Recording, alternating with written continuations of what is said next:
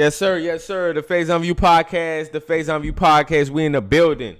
We in the building. Shout out to the viewers out here. All my subscribers, man. Continue to follow me on my journey, man. Podcast 359, man. 300 plus episodes, man. Consistent. Hey, let's go. Let's get into it.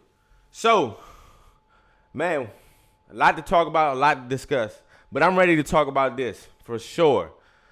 I'm a sports fanatic, so especially playing sports, you have an understanding of like what it takes to win. All right, what it takes to win, the drive of you going out there and wanting to win. So, as we all know, Alabama just made it in the top 4 of the college football playoffs, and they replaced FSU. FSU, they have had an injury, key injury to their quarterback. All right, one of the best quarterbacks in the country, but they're 13-0. You play the game. You play the game to win, and they won every single game. No matter and what bothers me is, in college football, we talk about divisions and the toughness of schedule. Understandably, I get it, but also the objective is to win games. So this team has been in the top 5, daggone there all year. Alabama, they lost to Texas early in the year, and they continue to win their games, but you see the optics. That's what I don't like about certain college football stuff, because it's a lot of politics just in general in sports, but politics especially in college football, because we know they want to see Nick Saban there. Alabama, they bring in them ad dollars. That's just realistic. They bring in that money. So, even though if they are in the SEC and it's a tough schedule, they face the Lions of Georgia. They beat Georgia. I get that. They beat Georgia. They beat the number 1 team. And they've had that number for years. But it's never really been a time that Georgia or Alabama hasn't been in the college football playoffs. And I'm not trying to say it's rigged, but a lot of this stuff is politics. It's politics, because if I'm an undefeated 13-0 team, the objective is for me to win. I did my part. And even though they lost their quarterback, they still figured out ways to win the game. Alabama didn't have the best of years. Yes, they won their games, but they didn't have the best of years either. A lot of these games were close. And then everybody acting like they blew out Georgia. The score was 27-24. And so Georgia now, they just give a place and they go to number 6, and then Ohio State is at 5. My Michigan Wolverines, for sure, we at 1. And we going to play Bama. That's going to be a crazy good matchup. But also, I think it's fair as for real. Like, we all talking about the optics, and we talking about the politics, but what remains the same is that if the main objective of sports is to win the game. So if I'm over here winning and I don't get rewarded for being 13-0 and winning all my games, what's the purpose of it? You know what I'm saying? Or just extend the college football playoffs. That's how I feel about it. And I feel like in my opinion, that's not the right decision. So y'all let me know in the chat, is this the right decision? Should Alabama have been number 4 over FSU, or have gotten in the college football playoffs over FSU, being an undefeated 13-0 team? Me, I don't agree. I don't agree. I think that's egregious. And what we also know that Alabama, because last year TCU, when they played Georgia, they got steamrolled. So, like, I understand that could be an example. Like, okay, if they don't have all their top tier players, like, what's the point of them playing? So what? You know what I'm saying? They got to this point. So, and I think they just need to extend. They definitely need to extend the college football playoffs to like 8 or 12 teams. So you make it a bracket. You know what I'm saying? Because think about a person who's top 5. Like top 5, you're not rewarded in nothing. It's 1,800 bowl games, but the really 2 that count, you know what I'm saying? The Rose Bowl, Sugar Bowl, and 3 in the national championship. So it's like, I feel like it should be more competition within that. They got to change that. For sure. They got to change that. And real quick, I got y'all attention with football. All right, Tyreek Hill to pay the content creator turned into a cameraman when he was in the NFL. He was shooting all the Miami Dolphins games. He was also a college student in Miami as well.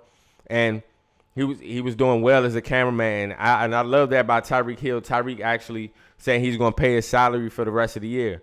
And I was talking about this last week. Like, these referees, it's crazy. It's crazy that these referees dictate so much of the game and also from the higher ups just finding people for like dumb stuff. And then they fired the cameraman because when Tyreek Hill did a celebration, he did a backflip and he recorded Tyreek Hill.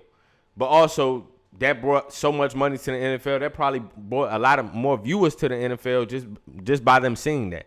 That's marketing as well too. So you firing him, it was crazy. And much respect to Tyreek Hill, who actually paid it off. I'm just saying, like, in the grand scheme of things, we should be worried about more about how these referees be dictating and ending these games. For real, they be throwing money away. And I just seen a recent interview on Vlad, because you know when they get on Vlad, they gonna tell on themselves when they get on Vlad. So it was an NBA referee, and he was talking about how they put money on the games, and it's kind of basically he was saying it's kind of scripted. We can dictate the calls, we can dictate how the game goes a certain night. You know what I'm saying? Come on now. Come on. Should be worried about more things than Tyreek Hill doing a backflip, which is entertaining, which is bringing more ad dollars to the NFL. And you firing a cameraman who filmed him. Like, where's the fun anymore? Ain't no fun in the game anymore. It's too much politics. And that's what bothered me about the Alabama decision, because we've seen Alabama in the top 4 for how long? FSU get there and go to 13-0. Man, get them an opportunity to get in there. Man, we stuck on the old ways, and we stuck on people having so much power for real. You know, just based upon you winning your resume. Like, man, let these other teams get in. You know what I'm saying? And also into the Tyreek Hill situation, man, we can't keep finding the players every single week for no reason. You know what I'm saying? Over minuscule things, when these referees are making terrible calls and dictating the game in a negative way. Come on now. Let's talk about it. For real. Let's talk about it. On to other news. All right, Philadelphia recently votes to ban ski masks to decrease crime. Should all states do this? I understand it, right? I understand it, especially since the pandemic. These ski masks, everybody been going crazy with these ski masks, especially in the summer. I knew it was crazy in the summer when I seen everybody around where I live wearing coats, hoodies, and had the ski mask on. It's 90 degrees, bro. It's 90 degrees, bro. Let it go. And I think during the pandemic, a lot of that stuff happened where everybody was wearing masks during that time. So everybody started to wear ski masks to really replace a regular mask. And I agree with it. Like, the decreased crime, because you got people covered up and their faces covered up. All you see is their eyes. So, I mean, I truly understand it. I do feel like they should ban the ski mask for real. I think that it's up. The time is up with the ski mask. That's just my opinion. Like, it's nothing. I don't have nothing against it. But also, it's just like, I can see how people can look suspicious with wearing the ski mask. I understand it. It was a point in time when I was young, I was like, I wanted to wear a ski mask. But, like, these trends, man, come on now. I feel like it's going to decrease crime. I don't know. I don't know, because it's crime everywhere. They ain't going to change. You know what I'm saying? I don't think that changes anything. So I don't really think that it's going to decrease crime. But I understand them banning it. For real. I understand them banning it. Like, I'm a teacher. I'm a teacher. So when students come in there with a ski mask, I'm like, man, come on now. Like, all right, enough is enough. You know what I'm saying? Enough is enough. Because you wearing it. Now the ski mask has got so comfortable, everybody just wears it whenever they want to. You know what I'm saying? And I feel like it's a time and place for certain stuff. The ski mask was really just made for cold weather. But, like, we wearing it inside, we doing certain stuff. Like I said, I seen kids out here in 90-degree weather with the ski mask on, with some daggone Nike boots, shorts, and a hoodie. Like, come on now. I understand the fashion trends, but we got to say enough was enough. Some got to give with the ski mask, man. Some got to give with the ski mask. Or at least just wear it, you know what I'm saying, wear it when it's appropriate. I feel like it's always a time and place for certain things.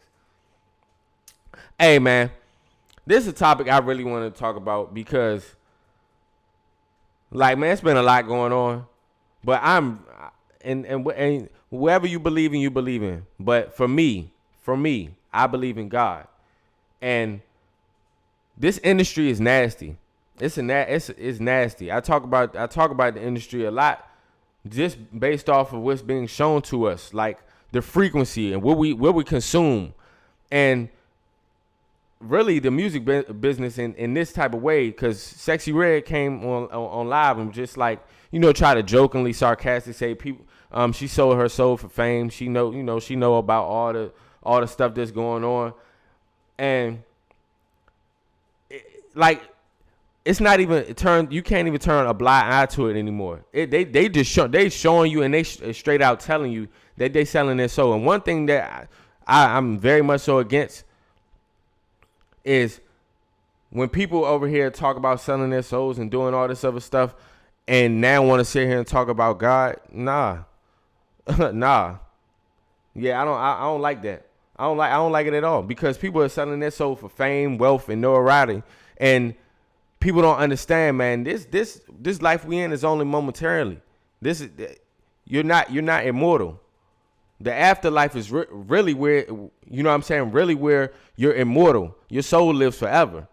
So these decisions that you make on earth, is real. And I understand people have certain situations and stuff like that, but that certain stuff is not to play around with. That's my opinion on it. I don't condone any of that type of stuff. And then also, it's just like, man, people willing to do anything for fame, wealth. You know what I'm saying? And to be known. Like, I can only speak for myself. I can only speak for myself, because everybody is different. You know what I'm saying? Everybody's circumstance is different in the sense, oh yeah, well, I don't have nothing and stuff like that, and this is the way out. But that's the problem with money per se in particular. The real problem is that people are greed. Like, that greed is a real thing. When money comes into the, man, people do anything for money. You know what I'm saying? But I feel like it's within yourself to have a certain integrity. You know what I'm saying? That everything doesn't have you can't be priced by everything. You know what I'm saying? Like, some things that you just got to turn a blind eye to. And it's just crazy, because now the world we in, a lot of these things that we consume and consume and look at as influence, it's really a lot of negative that comes behind that. And y'all get what I'm saying? It's a lot of negative that comes behind that.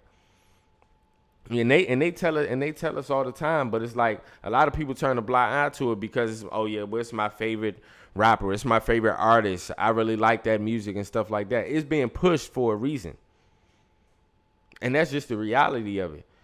And it's like, when they sit here and tell you certain things, it's just like, man, don't turn a blind eye to it. Like, a lot of jokes and sarcasm is masked by the truth, for real. And I just don't like the essence of just playing with God. That's just me. Like I said, that's me personally.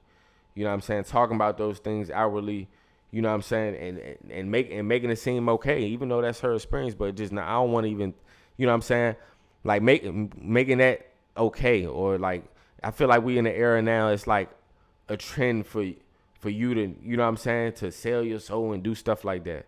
Like, words are powerful. So I ain't never liked that. I ain't never took a liking to that. All right. But on to a lighter note, guys. I know for my gamers out there, I know we excited out here, and just for the regular day people, because one of the greatest games of all time, GTA 6. All right, they just dropped the trailer. GTA 6 is going to be fire. You know what I'm saying? It says coming soon, 2025. Man, like, it's crazy because GTA 5 came out 10 years ago, like 10, almost 11 years ago, 2013. I remember I was going to college then. But like, this GTA 6 trailer, I feel like it's worth the wait. What I like about GTA is just that even if you're not a gamer, it's just a good game to play. You know what I'm saying? It's a good game to play just in the universe type things. And it goes on to what I'm saying about like how we consume certain stuff. Like, but I'll be a hypocrite because I played that GTA, bro. That GTA, I'm telling you right now, that GTA, that's one of them games that just are timeless. Like, that's just a timeless game, bro. For real.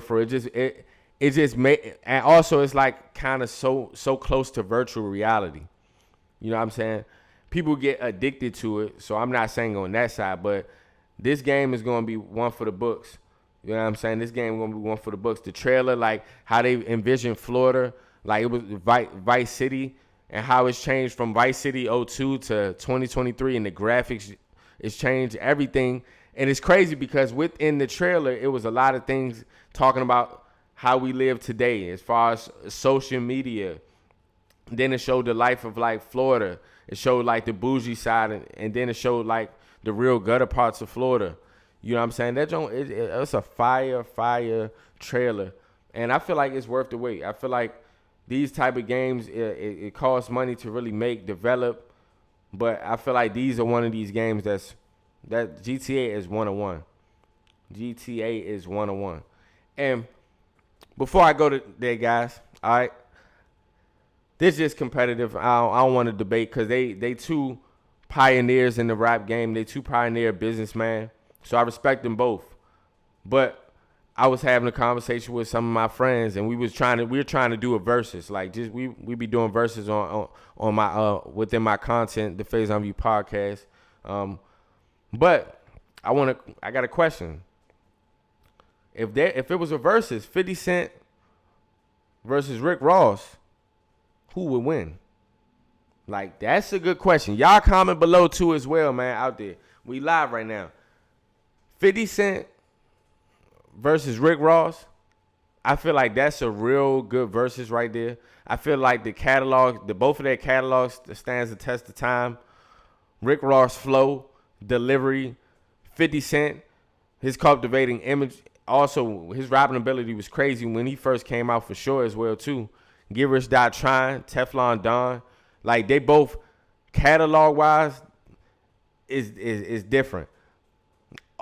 I think over time, and this is just me, I'm a 50 Cent and Rick Ross fan, but this over time, I feel like Rick Ross has put out, of course, more music and more hits, because at a certain time, 50 stopped making music and just started getting strictly into business. You know what I'm saying? But 50 does have 20 songs. I don't get it confused. 50 got 20 songs that can go against Rick Ross 20 songs. And it'll be tough. It'll be tough because Get Rich or Die Trying itself. But then you got Rick Ross with Teflon Don, Mastermind. Like, Rick Ross' catalog is crazy too. So, like, I don't know who I would pick in that. Honestly, I'm asking you guys out there. I don't know who I would pick with that one. But that's a tough question right there. That's a tough question right there. 50 Cent versus Rick Ross, because I feel like both of their catalogs and both of what they did, besides the antics, because, you know, they've gone back and forth. It's one of the, you know what I'm saying, that was one of the beefs that has stood the test of time. They still beefing. Like 50 and Ja Rule, they still beefing. But like 50 and Rick Ross, despite all the antics between them two, man, they both are legends. They really are both legends. Also in a rap realm and also business. So I respect both of them. But like, that is a good question. I feel like that would be a real good versus as well. I don't feel like Rick Ross and 50 beef is as how can I say it? It's not real beef to where it got to, you know what I'm saying, to where it got hectic on another level like Ja Rule and 50 beef. So I feel like a versus with them would be actually a good versus. 50 Cent, Rick Ross. You know what I'm saying? Like, I feel like it's all in jokes, man. Like, they go back and forth, and 50 talk about him and Rick Ross talk about them. I feel like us as the audience, we want to hear that. We want to hear that. And I'm going to be honest with y'all. If Gucci and Jeezy did a versus, I feel like anybody can do a versus. You know what I'm saying? As far as y'all having turmoil in some type of beef. You know what I'm saying? And that's a lot of things that are going on now. Like, those are the questions that's popping up, is like, is it a certain limitation of a beef where you can squash the beef? Because I feel like, in my opinion, once blood is shed, it's hard to squash a beef. You know what I'm saying? Regardless of anything. I feel like in that aspect, it's hard to squash a beef when blood is shed.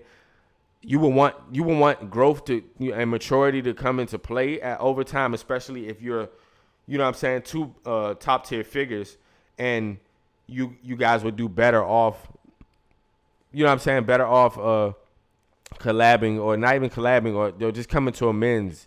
You know what I'm saying? But I feel like when blood is shed, that's tough to say. Like, it's tough to say, like, I'll just walk away from from beef. You know what I'm saying? So, but also I just feel like just going off of what I was saying about Rick Ross and 50, it's not, their beef hasn't gotten to that level. So I feel like a versus with them would be fire. Like that would be fire, bro. Y'all let me know if 50 Cent, all right, versus Rick Ross, who would you have in the verses? All right, I feel like the fans would want to see that. The fans want to see that for sure. All right. Hey, the Faison View Podcast, man. YouTube, man. Make sure you like, share, and subscribe out there, man. Thank you for showing love. YouTube, all right, TikTok, all the social media platforms. We out here, man. We out here. So make sure you tap in with me. You can go at the Faison View Podcast, at the Faison View Podcast on Instagram, Twitter, all right, the X now, all right, Facebook. You can find me anywhere, all right, guys. Find me anywhere, YouTube, TikTok, man. Make sure you guys tune in, like, share, subscribe, man. Much love to you guys. Out of here.